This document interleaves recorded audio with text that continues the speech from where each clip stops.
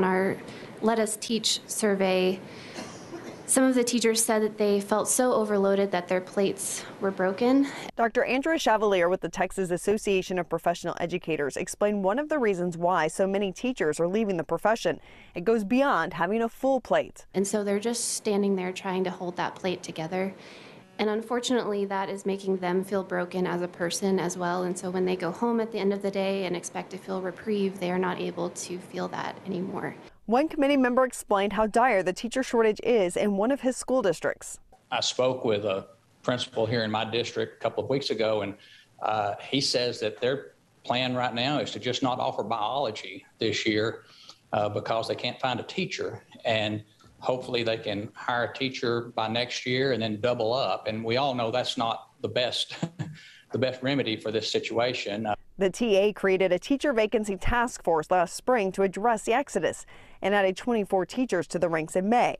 But the group is not set to release its report until next March, while school districts are struggling to make sure classes have teachers next month.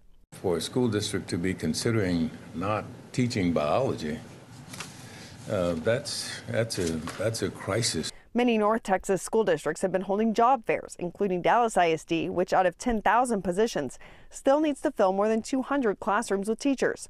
Committee members admitted they are running out of time. I'm just not sure what the options are for doing anything within the next, say, 30 days that helps to resolve the problem.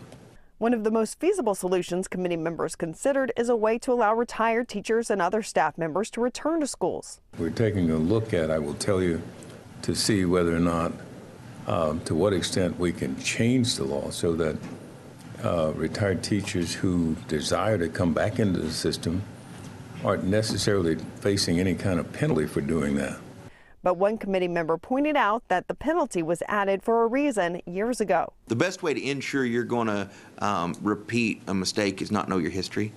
And there were problems with the rehire program in the past. And while I'm certainly not opposed to exploring it or bringing it in.